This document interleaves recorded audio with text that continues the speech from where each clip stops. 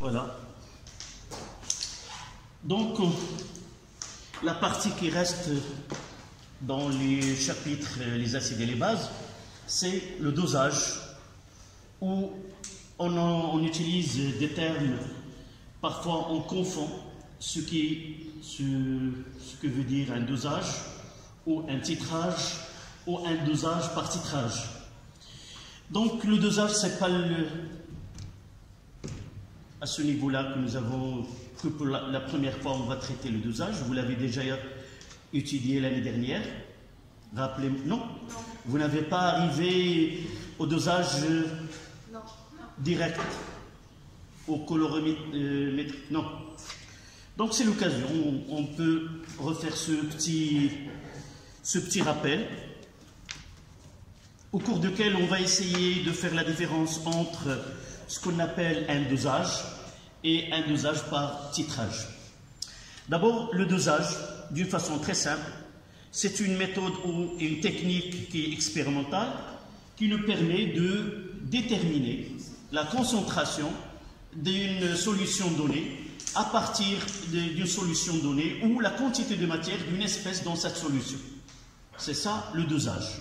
C'est arriver à déterminer soit la concentration d'une solution à partir d'une technique donnée, mais à partir de là, la technique qu'on va choisir, elle va définir est-ce que c'est un dosage tout simplement ou un dosage par titrage.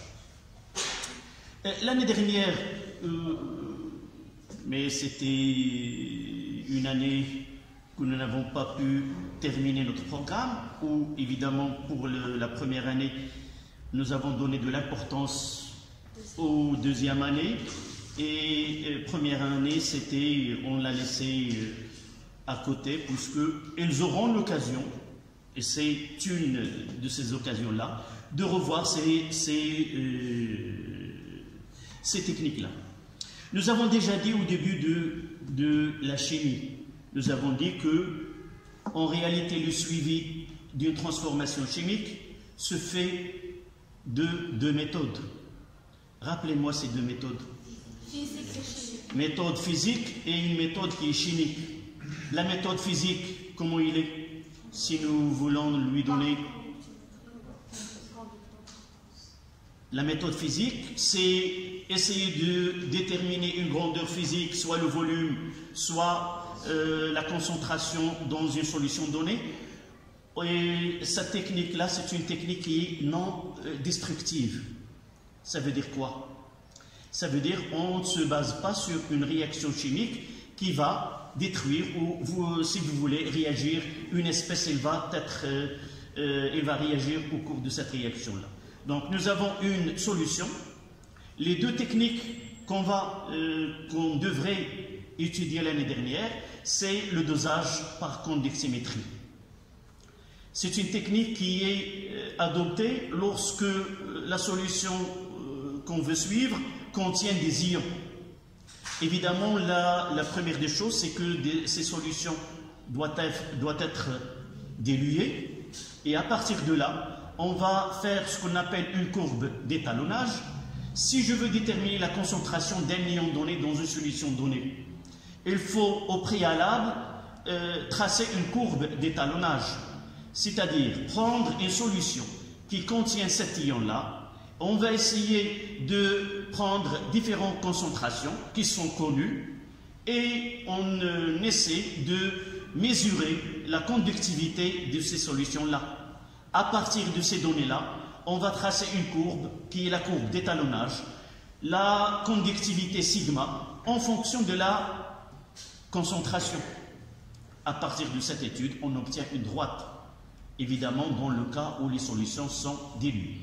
À partir de cette droite, en prenant une solution donnée dans laquelle il y a présence de cet ion que nous avons mis en évidence à l'avance, et on va lire la conductivité de cette solution, et à partir de cette conductivité, on revient à cette courbe, et à partir de là, oui,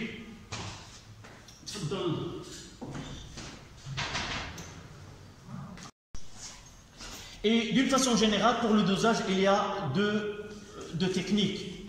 ce qu'on appelle la spectrophotométrie.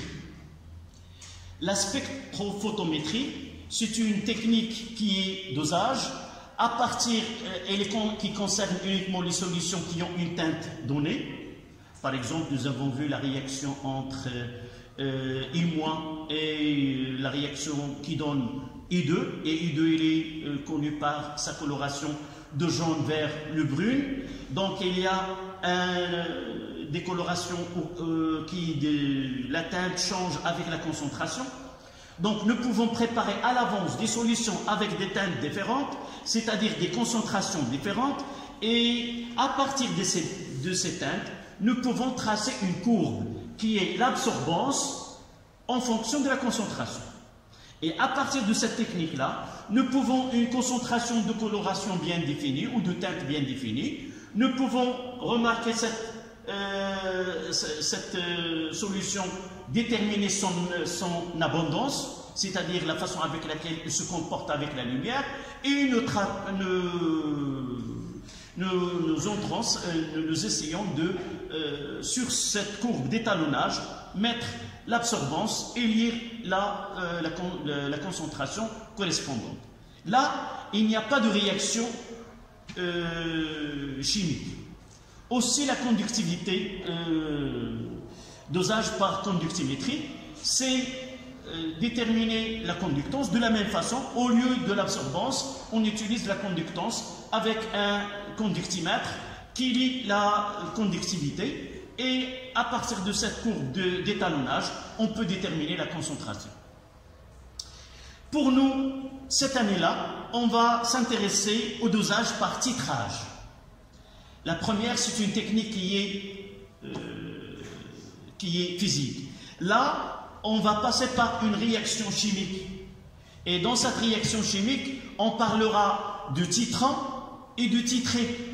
Pour déterminer la concentration d'une espèce donnée, il doit porter le nom d'une solution titrée, c'est-à-dire c'est là où on va déterminer la concentration d'une espèce chimique. Nous avons besoin d'une espèce qui est titrant, c'est elle avec une concentration bien définie. On provoque une réaction chimique entre le titrant et le titré, et le point le plus important dans cette étude, c'est de déterminer un point qui est particulier, c'est le point d'équivalence. Ce point d'équivalence nous permet de lier la quantité de matière de l'espèce titrée et de l'espèce titrant, et à partir de là, connaissant la concentration de l'espèce titrant, le volume qu'on ajoute à l'aide d'une burette, qu'on va voir par la suite, et le volume qui est bien défini à l'avance de l'espèce titrée. Ce qui reste uniquement la concentration de cette espèce. À partir d'une équation chimique, d'un tableau descriptif, on peut arriver à une relation mathématique qui relie la concentration de l'espèce titrant avec celle de l'espèce titrée. D'accord? Donc, on va mettre en chiffre. On commencera par un petit rappel, c'est-à-dire nous essayons de revenir vers l'arrière.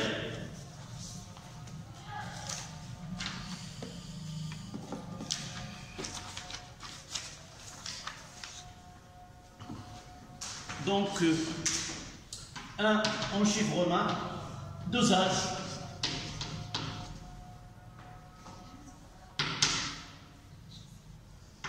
Par le dosage, par conductimétrie, dosage, par conductimétrie,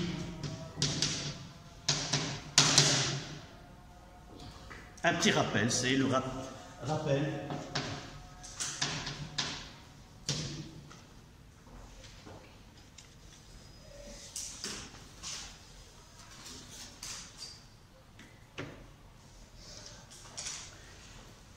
Donc, vous écrivez le dosage.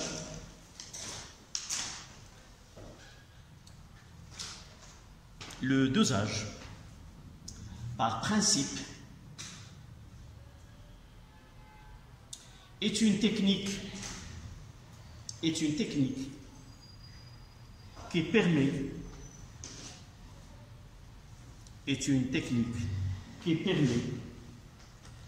la détermination, qui permet de déterminer la concentration d'une espèce chimique,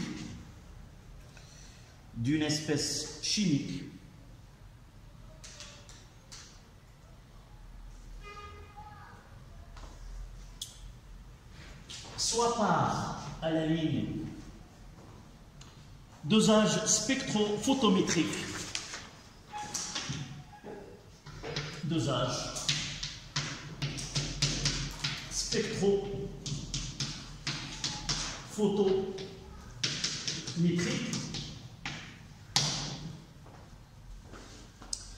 c'est une technique qui n'est pas, on n'utilise pas notre programme, mais vous pouvez le trouver dans des techniques. C'est la même que celle qu'on va voir par la suite par conduximétrie.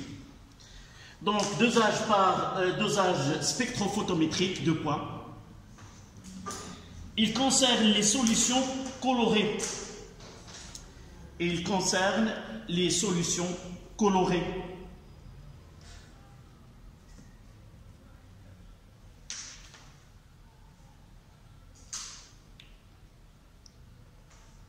Qui permet de réaliser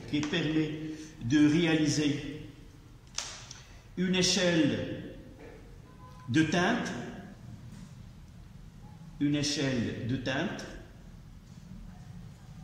avec des solutions de concentration C connues.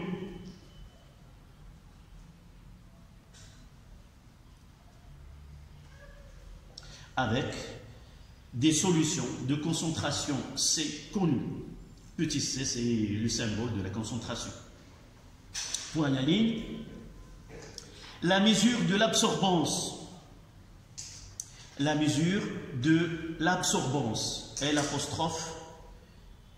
absorbance, comme ça se prononce. De l'absorbance A majuscule. C'est le symbole A. De chaque solution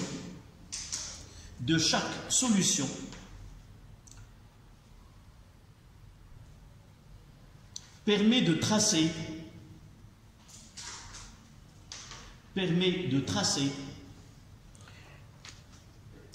la courbe d'étalonnage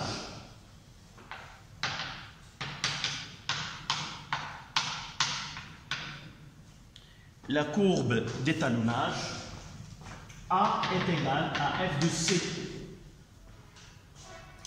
C'est l'absorbance et la concentration, qui est évidemment une droite.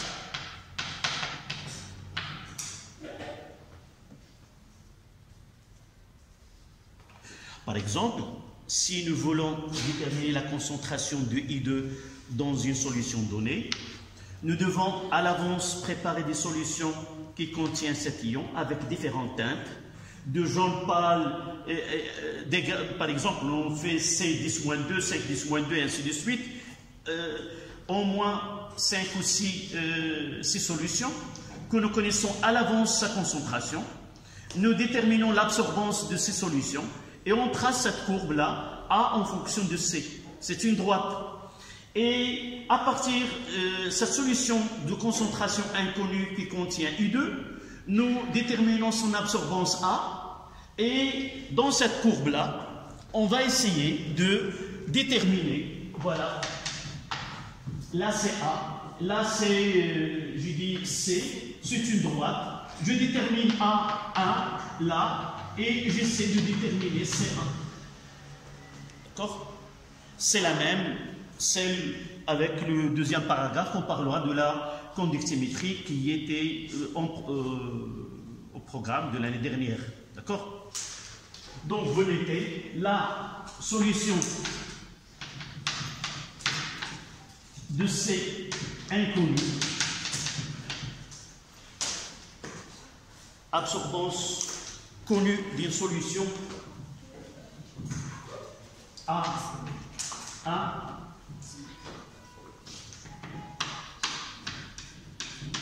absorbance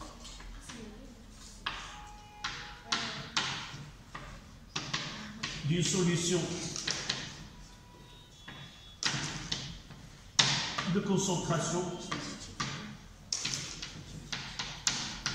CA inconnu. Et à partir de cette courbe, on détermine sa concentration. Évidemment, là, c'est mol par litre.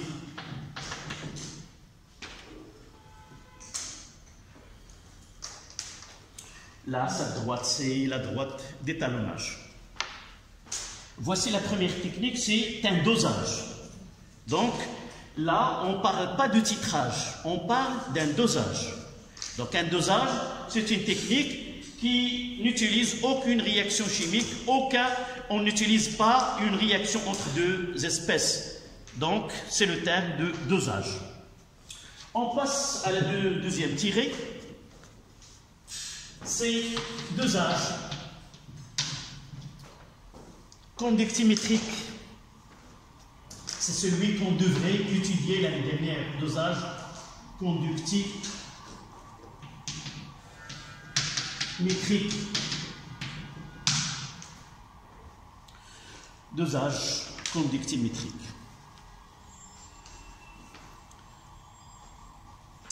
Si le dosage spectrophotométrique se base sur la teinte prise par la solution, quelle que soit la nature des espèces, là, le dosage conductimétrique est basé sur la présence des ions.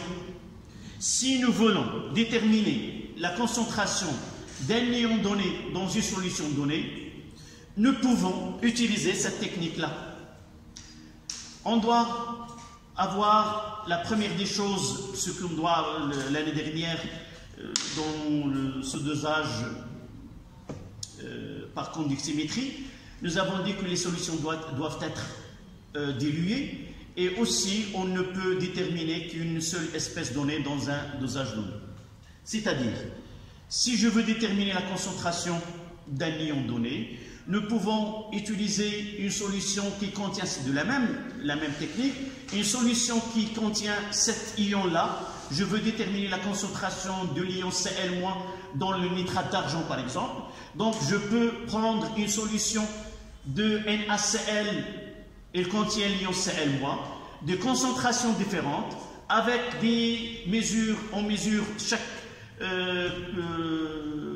conductivité de chaque solution, et on trace de la même façon. Au lieu d'avoir l'absorbance A, on aura sigma, la conductivité en fonction de C. Et on aura de la même façon une droite, et à partir de là, je prends la solution que je veux déterminer la concentration. Évidemment, si je détermine la concentration en ion Cl-, ça revient à déterminer la concentration de la solution C. C'est la même, connaissant la relation entre la concentration de Cl- et la concentration introduite en soluté de cette substance-là. Donc, de la même façon, je prends cette solution, je détermine sa conductivité et je la place sur l'axe de sigma et lire C. Donc, c'est de cette façon qu'on peut déterminer. Mais on peut faire le dosage, ça c'est autre chose, c'est le dosage par titrage, c'est de faire une réaction, on parlera par la suite, et qu'est-ce qu'on aura par la suite comme cours. Donc, vous, à la ligne, vous notez, si la solution contient des ions, c'est la solution qui contient des ions. On réalise, c'est la solution qui contient des ions. On réalise plusieurs solutions étalons.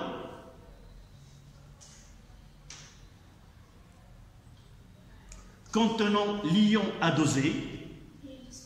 On réalise plusieurs solutions étalons.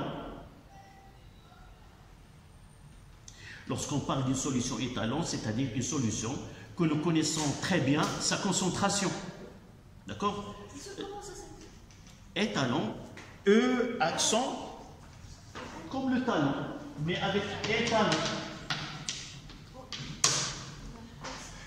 En arabe, c'est mahalil mi'yariya. Ce sont des solutions étalons, c'est-à-dire là, en chimie, on appelle solution tampon. Celle-là, c'est une solution mahloul iyar, c'est-à-dire on connaît avec exactitude son pH, c'est le pH 4. On peut l'utiliser pour étalonner le pH mètre, c'est-à-dire en utilisant cette solution-là, normalement le pH mètre doit indiquer 4. S'il y a une variation sur l'appareil, il y a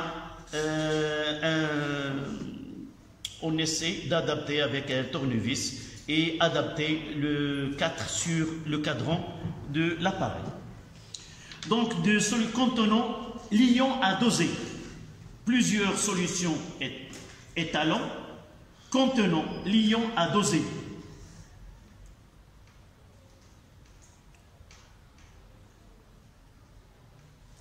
Et on mesure leur conductivité sigma. Et on mesure leur conductivité sigma, qui permet de tracer la droite d'étalonnage,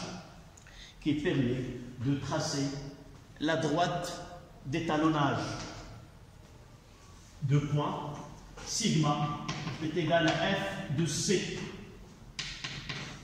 Et là c'est sigma, là c'est C mol litre moins 1. Et voici la droite. Et là, avec un sigma donné, sigma 1 me permet de déterminer 7. Une solution qui contient 7 ions de concentration inconnue.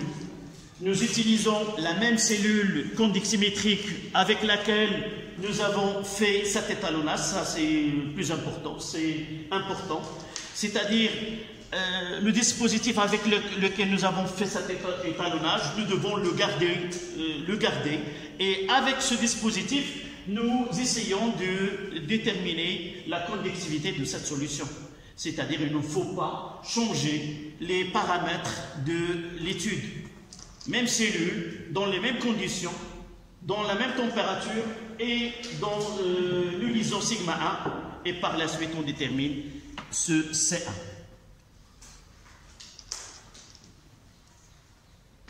Voilà les deux techniques qu'on appelle dosage. Et maintenant, on passe à dosage par titrage. Uniquement, ce sont des rappels pour le premier paragraphe. Dosage par titrage.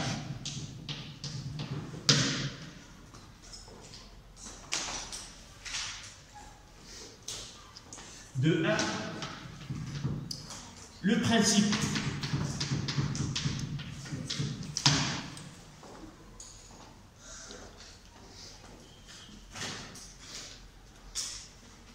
Quel est le principe de ce dosage par titrage?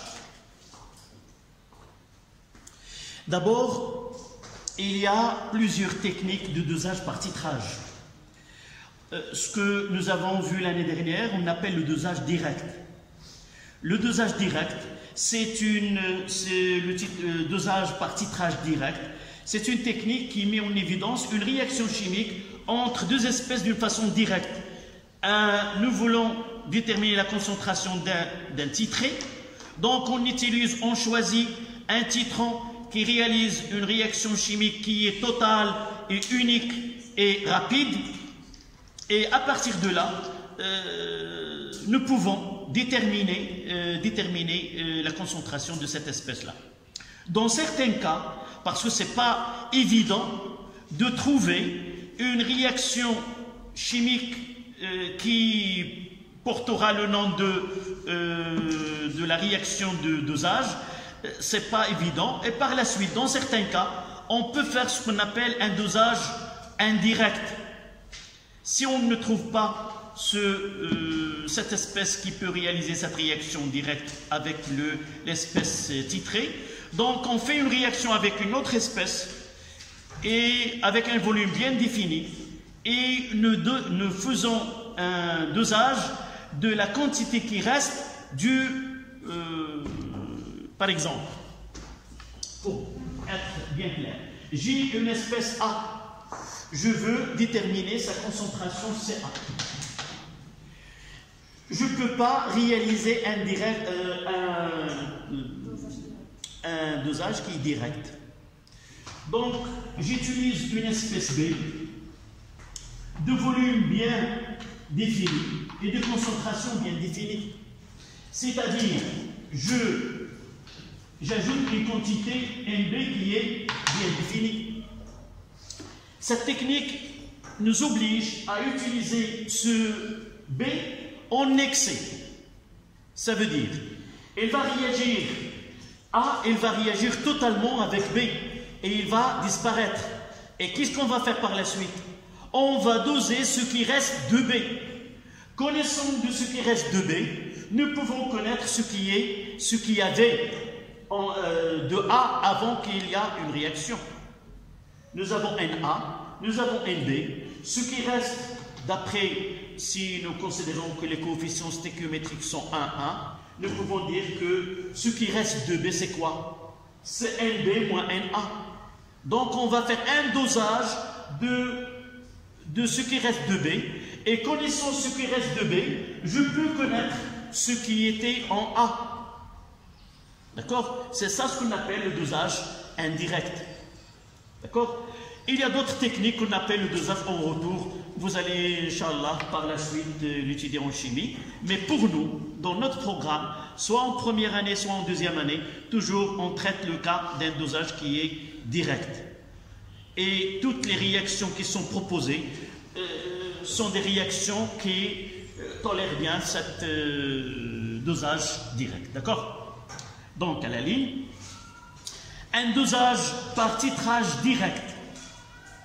Un dosage par titrage direct est une technique de dosage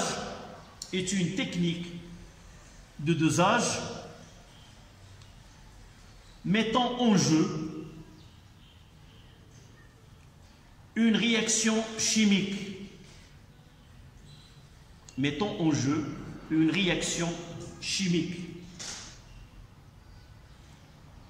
Point. Évidemment, ce n'est pas n'importe quelle réaction chimique. Pour qu'une réaction sera le support de ce dosage-là, elle doit satisfaire des conditions. La première des choses, elle doit être totale, elle doit être rapide et aussi qu'elle doit être unique, c'est-à-dire sélective.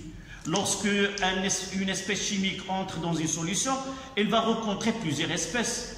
Donc, on doit connaître à l'avance que l'espèce qui est titrant réagit uniquement avec l'espèce titrée. Et pourquoi? Parce qu'on va déterminer la quantité de matière qui a réagi. Si cette quantité de matière réagit avec plusieurs espèces chimiques dans le mélange réactionnel, on n'aura pas cette concentration qui est correcte. D'accord? Donc, à la ligne, vous mettez, la réaction du titrage doit être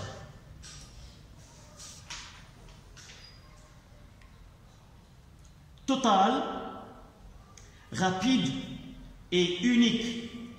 Vous pouvez trouver cette question dans un examen. Quelles sont les caractéristiques de la réaction de dosage? Donc, vous devez connaître que la réaction support d'un dosage doit être totale, rapide et unique. Unique, c'est-à-dire sélective. Elle doit choisir une espèce bien définie, bien à l'avance. Point à la ligne. Un réactif titrant. Un réactif titrant de concentration connue. de concentration connue.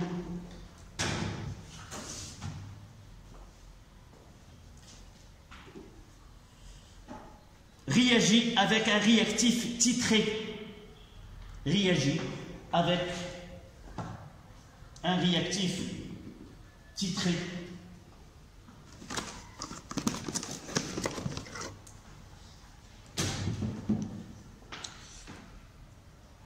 Dont on cherche la concentration. Dont on cherche la concentration.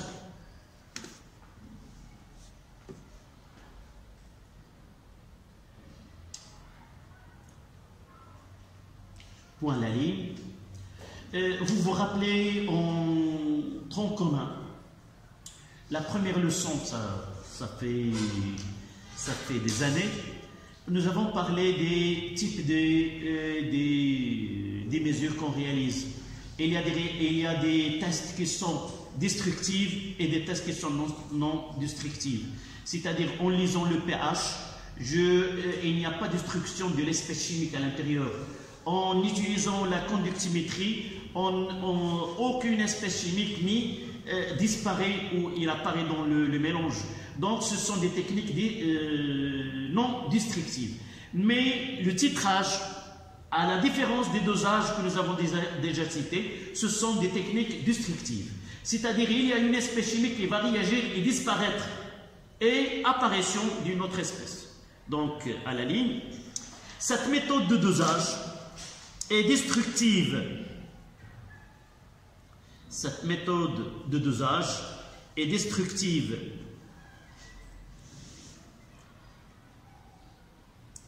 car une réaction chimique consomme l'espèce à doser.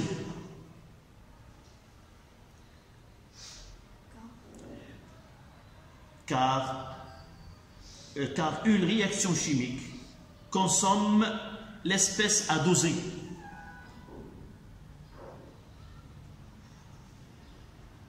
Point. En général,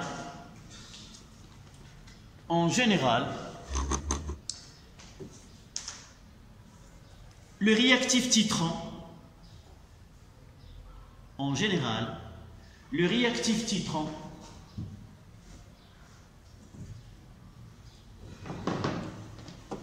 est placé dans une burette graduée. Donc le titrant doit être là, dans une burette graduée. Nous avons des burettes avec des volumes différents, soit de 25, soit ça dépend généralement, on utilise des burettes de 25 ml.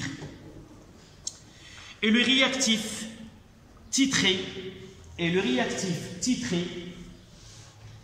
dans un bécher, ça dépend du volume qu'on dose. Généralement là, j'ai de 75 millilitres. Là, c'est 200. Donc, ce qu'on veut titrer, déterminer sa concentration dans le bécher, avec un volume bien défini. Et on va voir par la suite, pour mesurer avec exactitude, si vous voulez, mais on utilise des burettes, des pipettes, avec des volumes et différents là. J'ai une burette, si je veux doser ou titrer un volume de 20 ml, là j'ai une pipette jaugée et il y a deux traits de jauge là et là. Là, avec deux traits, le voici. Voici le premier, voici le deuxième. De là à là, c'est 20 ml. Donc je dois remplir jusque là et faire déplacer le liquide dans un bécher. Et je dois m'arrêter à ce niveau-là. D'accord? Il y en a ceux, par exemple, celle-là, c'est une pipette, un seul trait là. Oui, avec un seul trait. Donc, soit qu'il est avec deux traits ou un seul trait. Il y a des burettes qui sont graduées. Il y a différentes sortes. Donc, voici le principe de 2. on passe à équivalence d'un titrage. Donc 2,2, équivalence d'un titrage.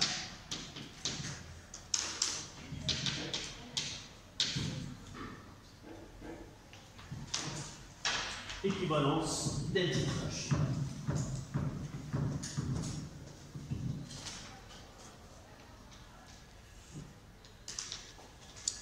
Donc, le point le plus important dans ce dosage, ou ce titrage, ou dosage par titrage, est ce point qu'on appelle le point d'équivalence. Le point d'équivalence, c'est le point, lorsqu'on ajoute un volume bien défini de l'espace titrant, on va le noter CV. Par exemple, dans notre cas, ce sont les acides, les dosages acido-basiques. Par exemple, nous pouvons doser un acide par une base, et si je veux déterminer la concentration d'un acide, je vais mettre, par exemple, choisir 20 ml de l'acide, le mettre dans le bécher et remplir la burette graduée avec l'hydroxyde de sodium, par exemple, de concentration bien connue. Et déterminer ce point d'équivalence, ça nécessite soit une technique, par exemple, à partir utiliser le pH mètre, soit par colorimétrie, c'est-à-dire avec une coloration donnée, où il y a comment peut-on déterminer. Sans ce point d'équivalence, on ne peut pas arriver à déterminer cette concentration. C'est quoi ce point? C'est lorsqu'on fait ajouter de l'espèce titrant, ce qui est équivalent à faire disparaître l'espèce titrée. Et là, à ce point-là, nous pouvons dire que les deux espèces sont au coefficient stéchiométrique. On va faire l'équation, on va essayer de donner cette relation. Donc on s'arrête 5 minutes et on continue tout à l'heure. L'équivalence de titrage. L'équivalence de titrage. L'équivalence de titrage, c'est l'état du système,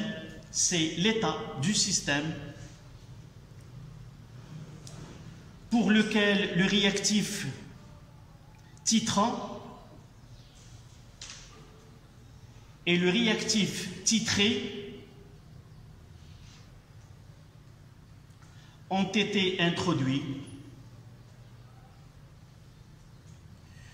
dans les proportions stéchiométriques,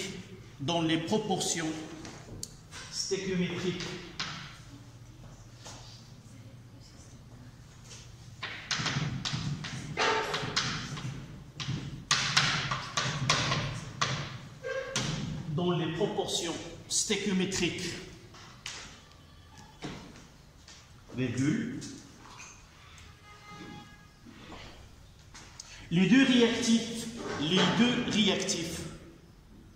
Les deux réactifs sont alors complètement consommés.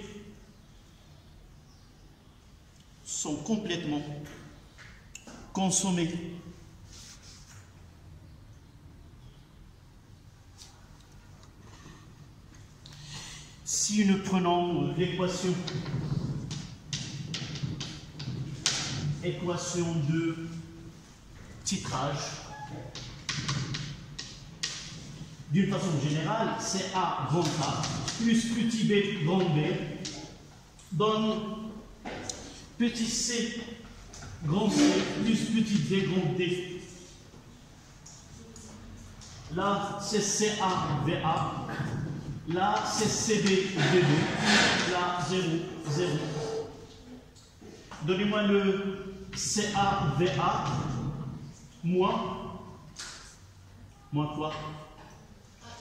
AX et CBVB moins BX et là CX et là DX.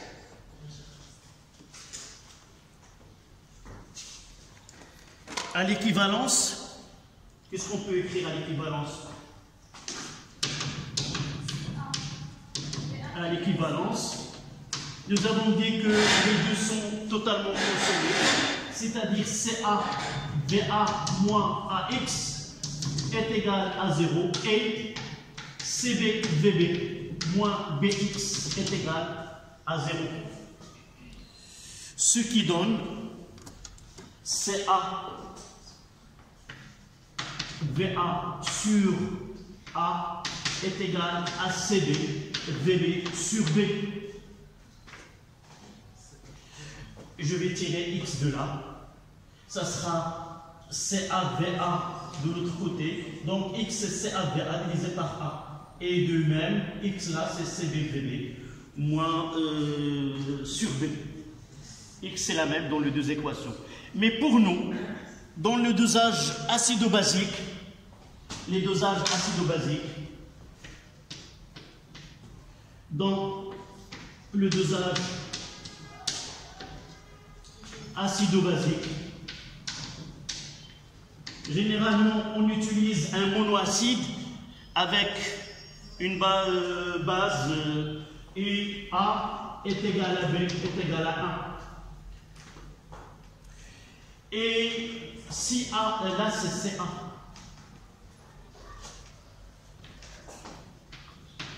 Généralement, A est le titrant, ou CB le titrant, on ajoute ce E à l'équivalence. D'accord? Si B est le titrant, à l'équivalence, on aura VBE. Et de là, on trouve l'expression qu'on va utiliser dans le dosage acido-basique. C'est CA-VA est égal à CB-VBE. CA-VA est égal à CB-VBE. Et VBE, c'est le volume à l'équivalence ajoutée pour le titrant.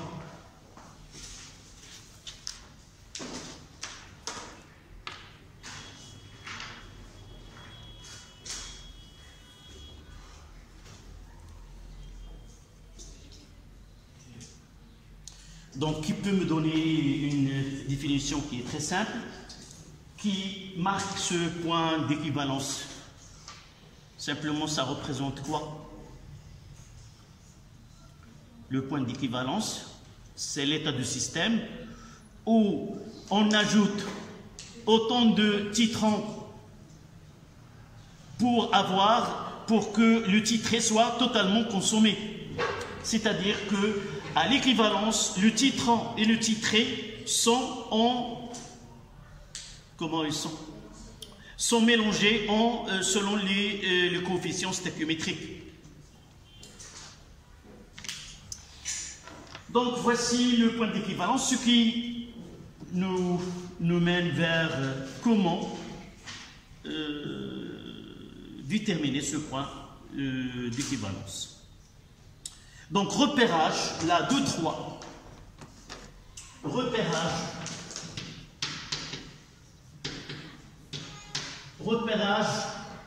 du point d'équivalence.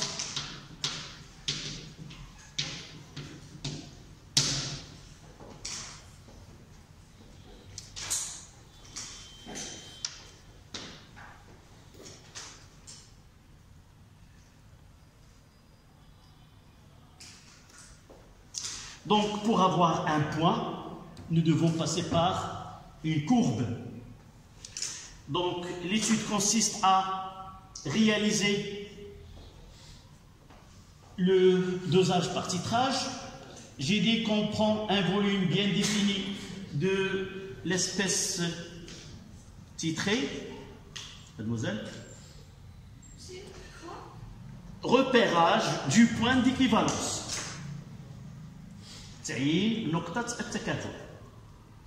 Comment peut-on connaître ce point?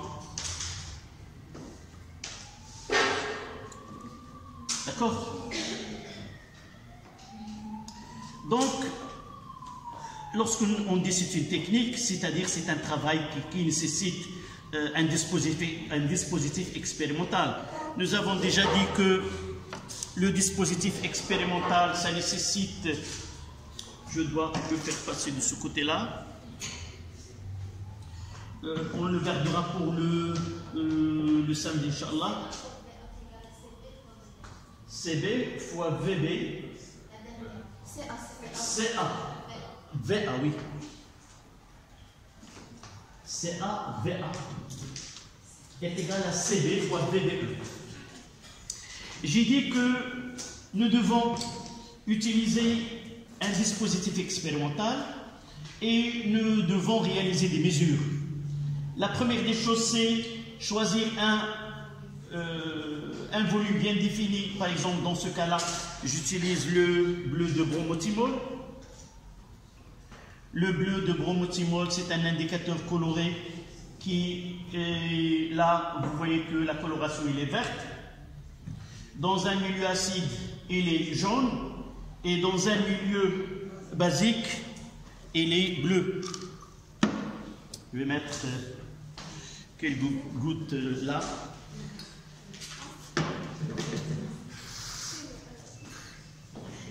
Là, en milieu basique, il est bleu. En milieu acide, il est jaune.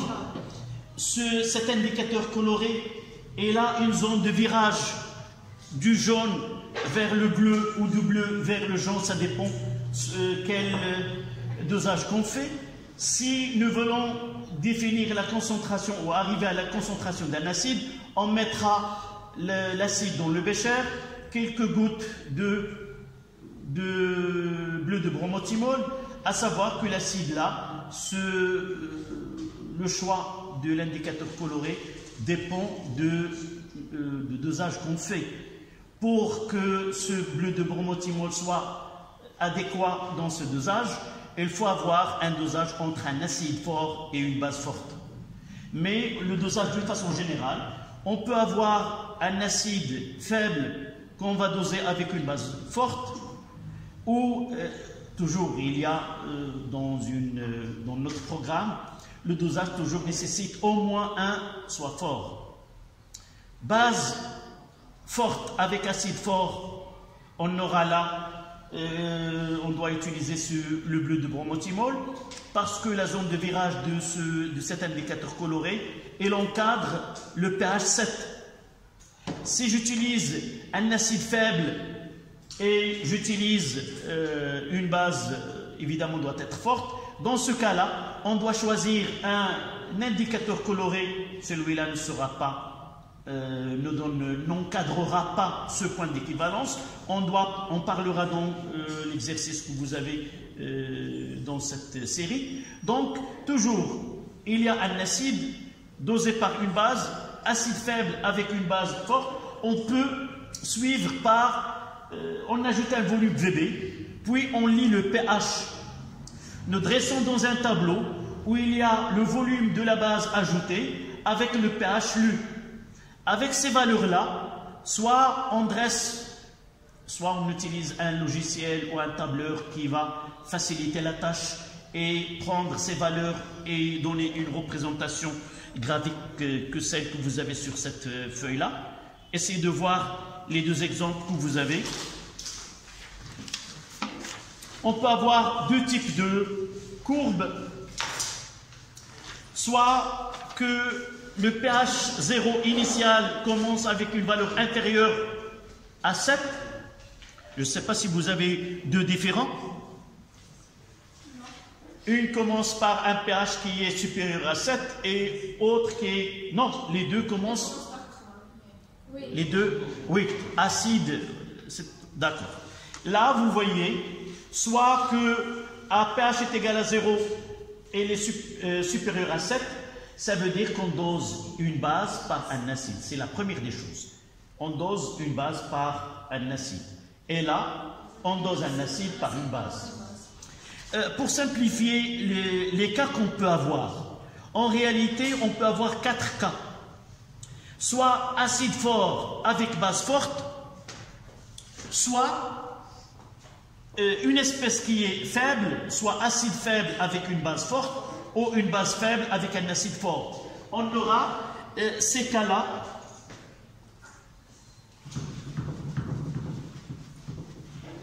Donc, acide fort, base forte, soit ce cas-là.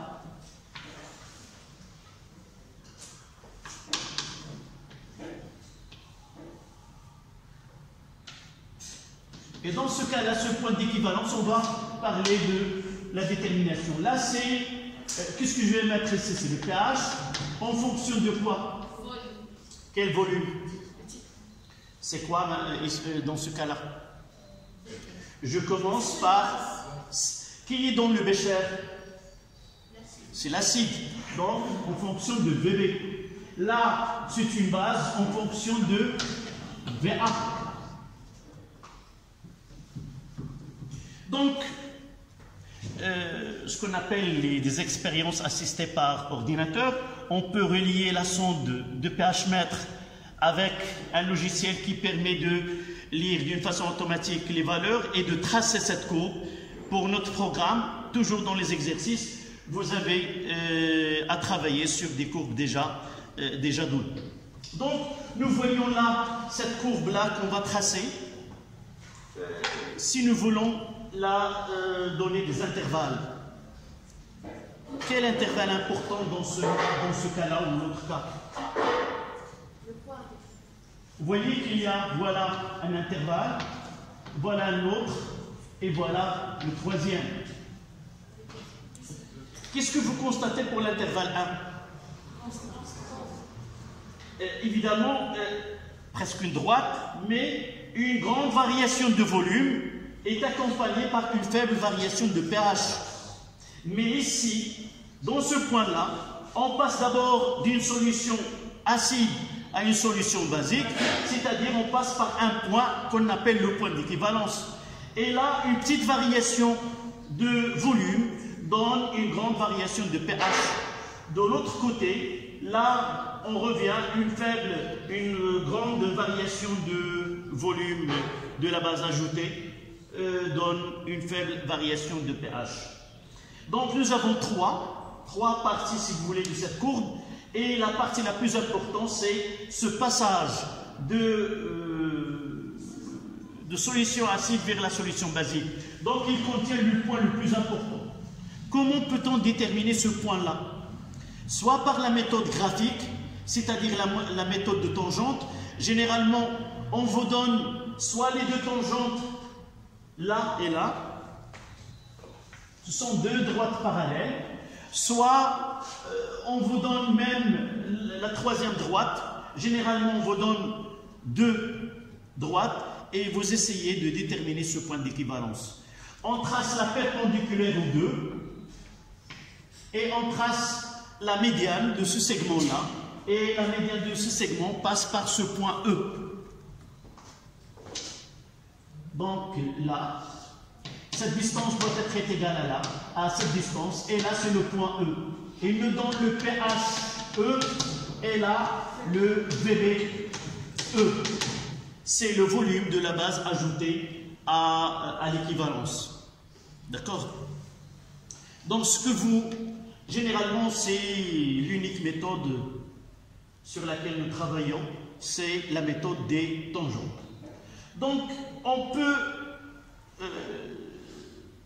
vous voyez que là, une grande variation de volume donne une faible variation de pH, mais là, il faut essayer de cibler ce point d'équivalence. Si on rate ce point-là, on devrait refaire le dosage dès le début.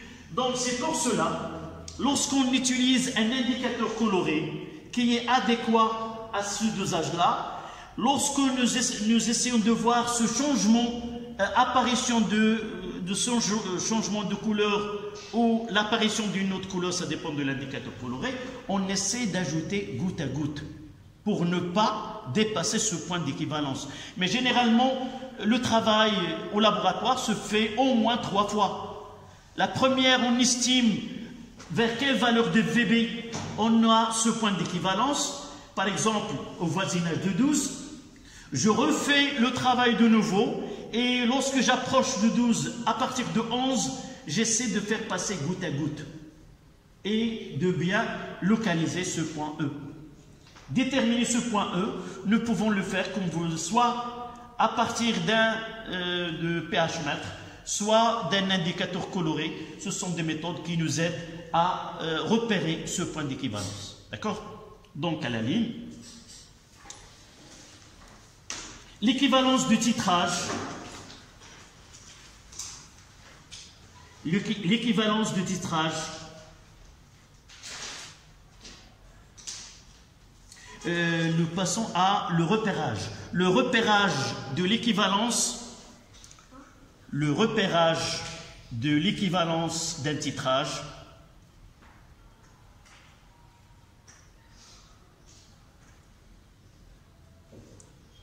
Peut être déterminé à partir de la courbe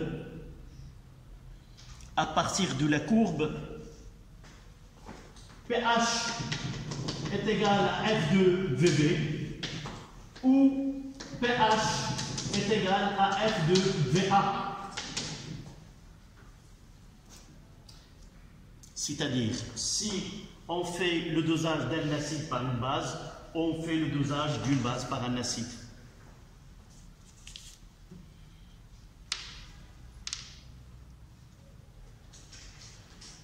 À la ligne, le point d'équivalence est repéré.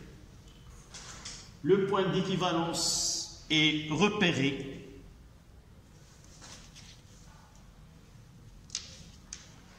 par trois méthodes.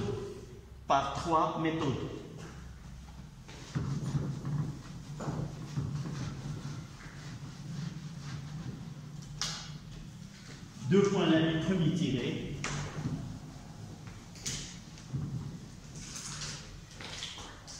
La méthode des tangentes parallèles. La méthode des tangentes parallèles.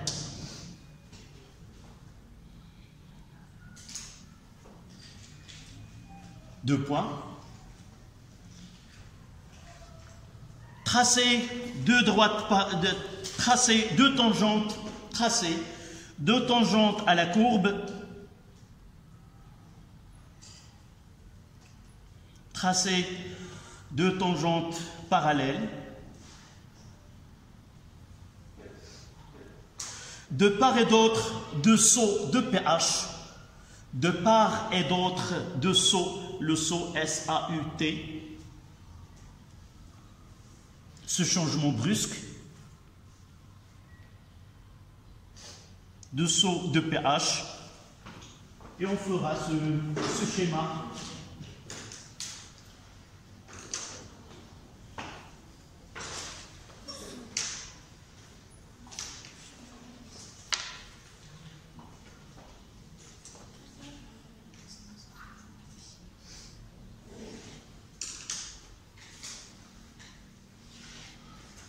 Là c'est T1, là c'est T0.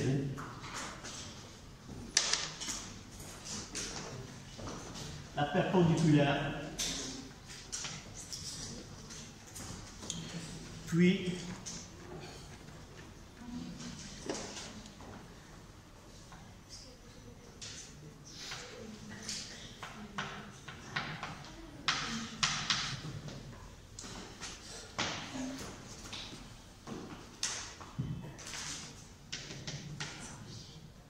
là c'est VBE et là c'est PHE. De la même façon, on le fera avec si le dosage, là c'est un acide dosé par une base.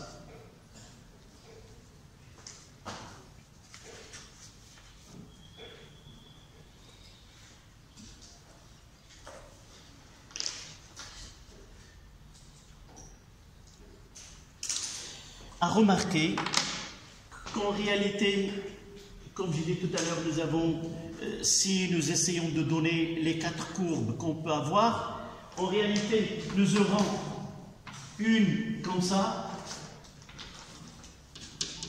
Et comment peut-on les différencier? Les 4 courbes qu'on peut avoir,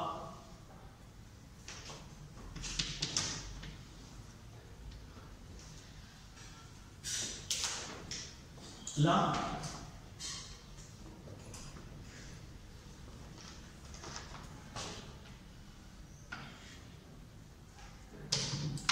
quelle est la différence entre ces deux-là et ces deux-là? Comment? Essayez d'observer là.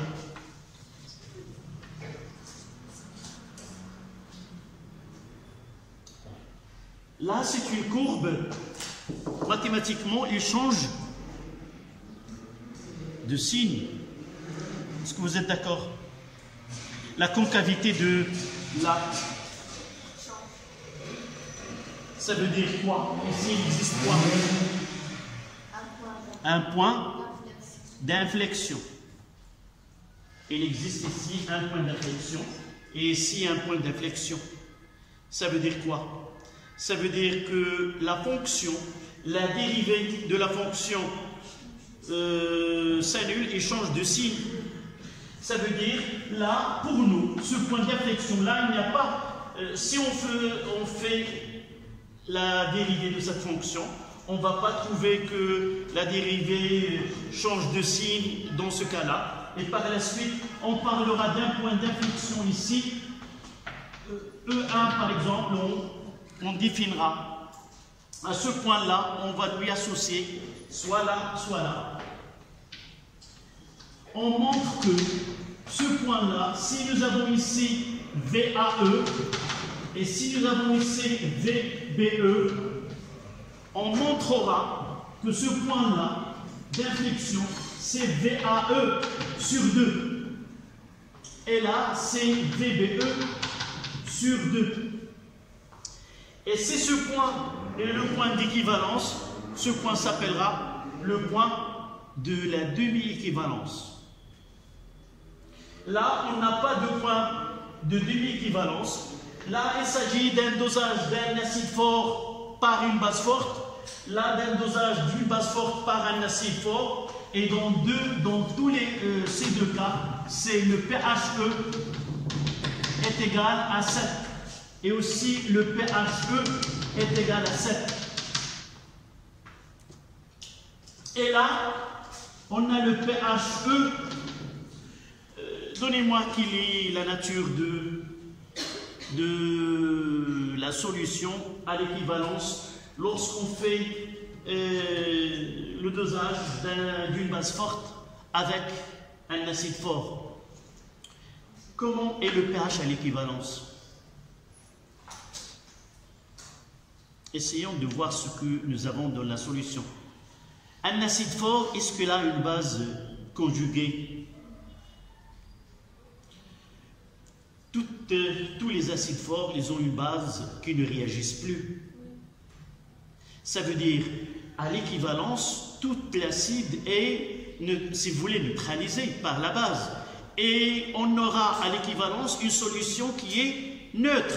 C'est pour cela que le pH est égal à 7.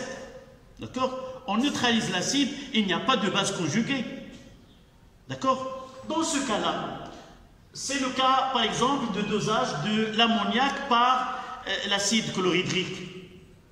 À l'équivalence, nous avons dit que le titré et le titrant sont totalement consommés. Qu'est-ce qu'il reste dans la solution? Là, la base qui est NH3, elle a un conjugué. Quel est son conjugué? NH4+. Elle n'est pas concernée par cette réaction de dosage. Donc, comment il sera le pH à l'équivalence? De nature, de quelle nature? De nature acide. D'accord? Et c'est pour cela, le pH à l'équivalence de dosage d'une base par un acide est de nature, comment il est? supérieur à 7.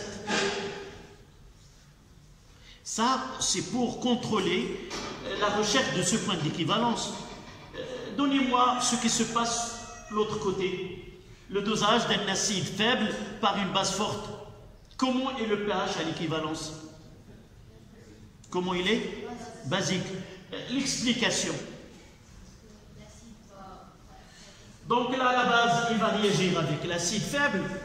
Et à l'équivalence, nous sommes sûrs que la quantité de matière de l'acide qu'on dose est totalement consommée. Ce qui reste dans la solution, c'est la base conjuguée, de cet acide. Et par la suite, à l'équivalence, le pH il est supérieur à 7. D'accord? Parmi les questions qu'on vous pose, c'est comment justifier que le pH n'est pas 7 lorsqu'on dose un acide faible par une base forte ou un acide fort ou une base faible par un acide fort. Vous devez être capable de justifier le pH qui n'est pas neutre dans ces deux cas. D'accord? Donc, essayez de faire ce schéma. Et là, ici, acide fort par une base forte. Là, c'est VBE. Là, une base forte par un acide fort.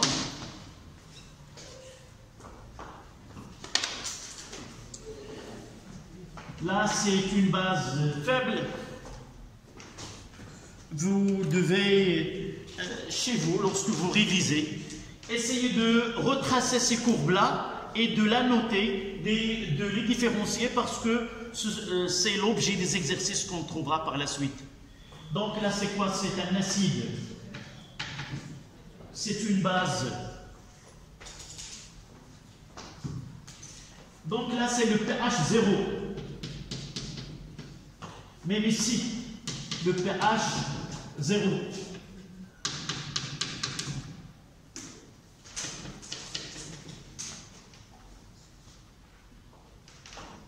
Donc ici, j'ai dit, c'est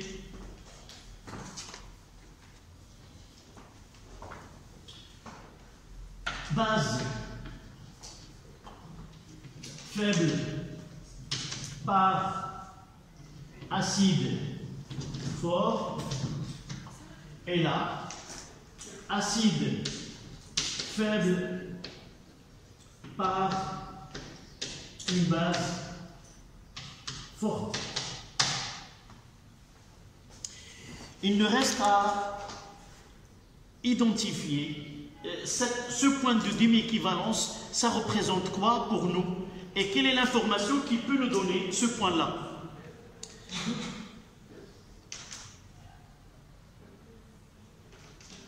E1,5, là c'est E1,5, et là c'est E1,5, et là c'est E. Le pH E ici, comment il est? Il est supérieur à 7, et là le pH E il est inférieur, là inférieur à 7. Donc si vous tracez les tangentes et vous déterminez le pH qui n'est pas supérieur à 7, c'est que la méthode que vous avez utilisée n'est pas précise. Donc essayez de refaire de telle façon à avoir que le pH dépasse supérieur ou inférieur, ça dépend du type de dosage par titrage que nous avons.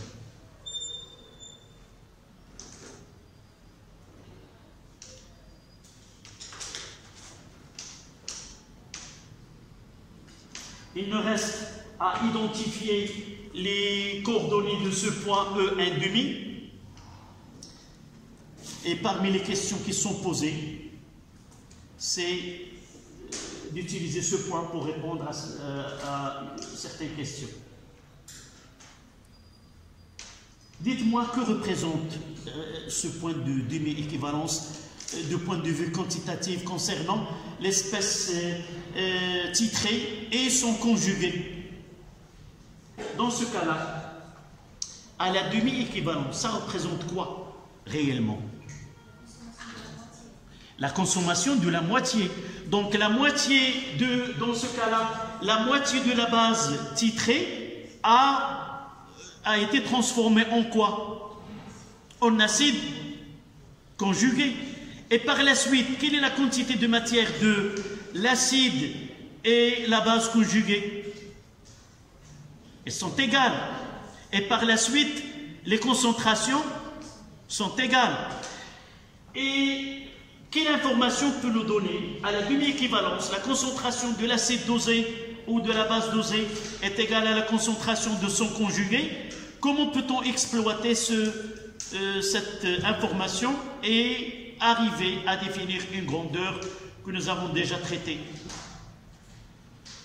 Je vous ai dit, n'oubliez jamais une relation qui est quoi? Lorsqu'on traite les acides faibles ou les bases faibles, quelle est cette relation? Le pH est égal pKa plus log de la concentration de la base sur la concentration de l'acide conjugué. Celle-là, elle est valable dans tous les cas, soit que l'acide avec sa base, je l'ai dit la dernière fois, lors de la correction du devoir, si je traite la solution d'un acide faible, toujours cette relation elle est valable. Lorsque je traite la réaction entre deux couples acide-base, toujours elle est applicable. Et même lors de dosage, elle est toujours applicable. Ça veut dire quoi? Ça veut dire que la concentration de A- est égale à la concentration de AH à la demi-équivalence. Et le log de 1, ça donne 0. Ça veut dire à la demi-équivalence, nous avons le pH est égal à quoi? À la pKa. Voici l'information qui nous donne ce point d'inflexion, E1,5. N'oubliez pas que là, pH 1,5 est égal à la pKa du couple qu'on dose. De la même façon de l'autre côté, pH 1,5 est égal à pKa.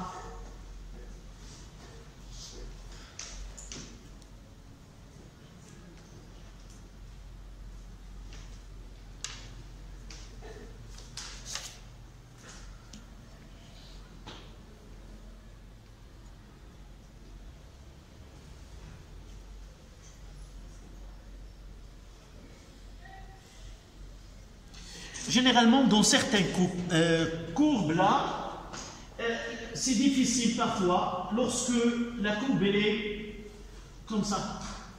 C'est facile à déterminer quoi? V à l'équivalence. Là, dans ce cas-là, BE. Mais dans certains cas, si la courbe elle est parfois, on est obligé d'utiliser une autre méthode qu'on trouvera peut-être sur le schéma que vous avez. Il y a une autre courbe là. Comment? Cette courbe qui est comme ça. Oui, il y a un pic.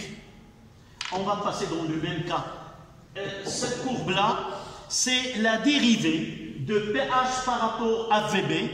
Et cette courbe là, si on ne le fait pas en chimie, si j'ai l'expression de cette courbe, je la dérive, je montre qu'il existe un maximum.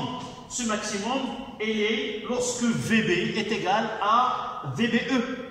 Donc nous, on va essayer d'exploiter le résultat. Ça veut dire que si nous avons cette courbe-là qui est D de pH sur D de VB ou D de VA, ça dépend de quel titrage on parle, et là, l'abscisse de ce point-là, qui est le maximum, donne le VBE. D'accord? Et ça, ceci nous ramène au deuxième point. Vous mettez à la ligne. La méthode de la dérivée. La méthode à la ligne, deuxième tiré, la méthode de la dérivée.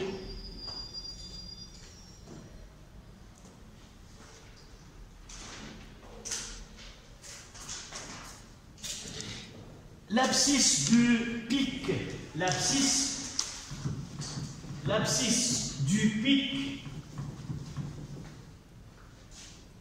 de la courbe, l'abscisse du pic de la courbe D de pH sur D2 VB. Par exemple, si on dose un acide qui est égal à F2 de VB,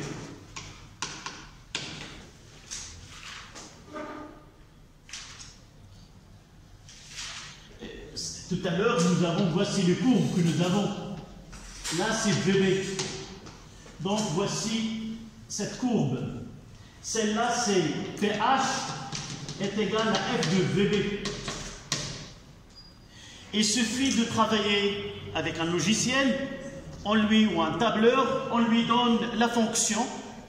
On lui donne la fonction pH en fonction de VB que nous avons déjà. Voici la fonction.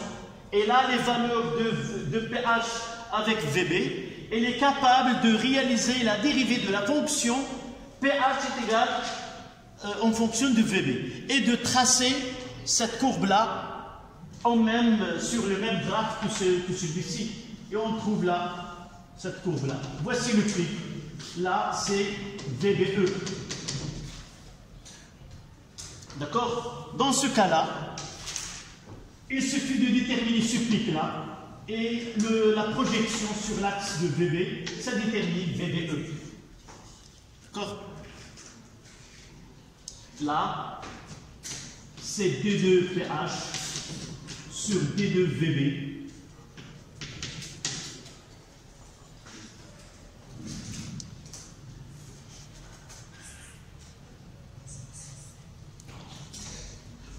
Évidemment, si nous avons l'autre courbe, et on va s'arrêter là, c'est le VA, là, c'est le pH, on aura la courbe, elle sera renversée là.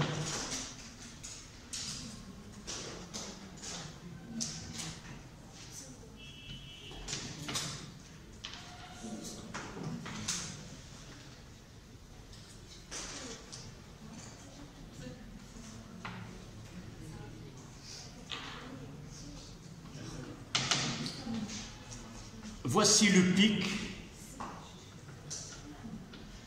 VAE. D'accord? Pour différencier les deux. Il nous reste uniquement l'indicateur coloré. Essayez de travailler, s'il vous plaît, cette série. On fera la correction le samedi, Inch'Allah. Mademoiselle, مازال كتقول نهار السبت ديال الفرد في la physique nucléaire. D'accord.